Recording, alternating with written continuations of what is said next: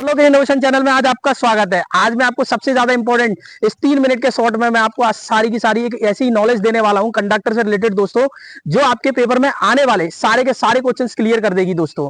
तो मैं आज बताता हूं कि जो आप ट्रांसमिशन लाइन में जब आप वर्क करते हैं, ट्रांसमिशन लाइन में हम सबसे ज्यादा मैं जिस चीज की नॉलेज देने जा रहा हूं वो है कंडक्टर की नॉलेज। दोस्तों हम ट्रांसमिशन लाइन में कॉपर से ज्यादा बेहतर हम एल्यूमिनियम का यूज करते हैं। उसके दो कारण है दोस्तों। एक तो एल्यूमिनियम का जो वेट है वो कॉपर से कम होता है, समझ गए। दूसरा, कॉस्ट के अकॉर्डिंग हम देखेंगे तो कॉपर से एल्यूमिनियम की कॉस्ट बहुत कम होती है। ये बात समझ में आई।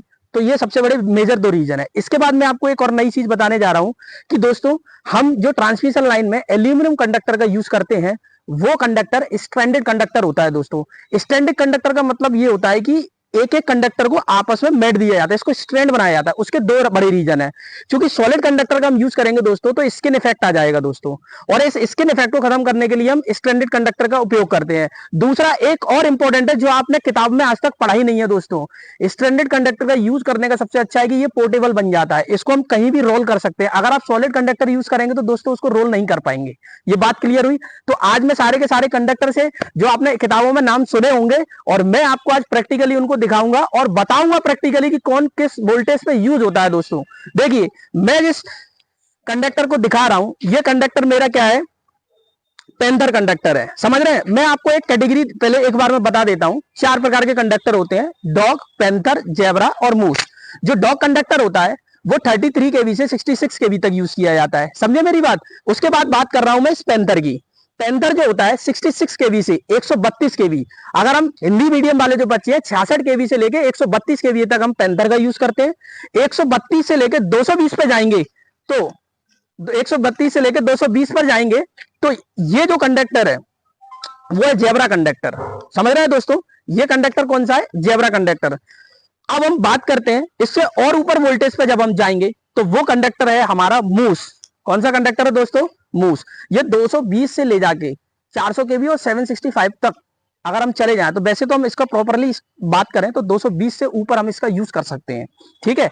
आज मैं आपको जो प्रॉपर नॉलेज इसके बारे में जो दे रहा हूं, देखिए मैंने वोल्टेज वाइज सारे कंडक्टर आपको दिखाए। मैं आपको और गहराई से सारे के सारे कंडक्टर एक बार फोकस करके दिखा देता हूं। देखिए दोस्तों ये सारे के सारे कंडक्टर्स आप इनके देख रहे होंगे, स्टैंड में आप इनका अंतर देख रहे हैं, दिख रहा होगा आपको क्लियर दोस्तों, दिख रहा है दोस्तों। चलिए अब हम आगे एक और इंपॉर्टेंट बात करता हूं कि पेपर में किस टाइप के क्वेश्चंस आपसे अराइज किए जाते हैं। चाहे आप एएलपी टेक्नीशियन का दे लें, चाहे आप आरआरबी एनटीपीसी का मतलब आरआरबी जेई का पेपर दे लें, आप जितने भी इलेक्ट्रिकल के एग्जाम देंगे एक क्वेश्चन कंडक्टर से जरूर पूछा जाता है। क्योंकि पूरी इलेक्ट्रिसिटी का ट्रांसमिशन पूरा का पूरा डिपेंड ही इन कंडक्टरों पर करता है दोस्तों। ये बात समझ में आई, ये पॉइंट क्लियर हुआ। तो मैं आपको जो चीज क्लियर करने चाह रहा हूं वो आपको सारे के सारे एक बार मैंने वोल्टेज वाइज सेक्शंस क्लियर कर दिया। एक बार फिर से मैं आपको रिवाइज करा देता हूं। डॉग 33 केवी से 66 केवी, 66 से 132 जाओगे तो पेंथर, फिर 132 से 220 जाओगे तो जेब्रा और 220 से ऊपर जाओगे तो मूस होगा। तो मुझे लगता है आई थिंक आपने सारे के सारे कंडक्टर। अब मैं बात करता हूं एसीएसआर कंडक्टर। सबसे ज्यादा पेपर में इसका फुल फॉर्म ही पूछा जाता है दोस्तों। एसीएसआर कंडक्टर का मतलब होता है एल्यूमिनियम कंडक्टर स्टील रेनफोर्स्ड। बात समझ रहे हो। इस बात का मतलब ये होता है कि सारे के सारे एल्यूमिनियम कंडक्टर ऊपर रहेंगे, उसके अंदर में हम गैल्वेनाइज्ड स्टील का हम एक वायर डालेंगे। उसके दो कारण हैं, एक तो वो उसको मैकेनिकल स्ट्रेंथ प्रोवाइड कराता है, ये बात समझ में आई। दूसरा उसका इंपॉर्टेंस क्या है कि दोस्तों उसकी टेंसाइल जो स्ट्रेंथ है ना उसको थोड़ा सा मजबूत कर देता है। क्योंकि जब हवा चलेगी, जब आंधी और तूफान आएंगे उस बेस में वो कंडक्टर ब्रेक ना हो जाए, इसलिए उसकी मैकेनिकल स्ट्रेंथ को प्रॉपर बना के रखता है। ये बात आपको क्लियर हुआ, ये पॉइंट आपको क्लियर समझ में आया। अब मैं थोड़ा सा और आगे लेके चलता हूं। ये वीडियो ज्यादा लंबी नहीं होगी पर आज आपको इस वीडियो में प्रॉपर नॉलेज मिलने वाली है, ये बात समझ में।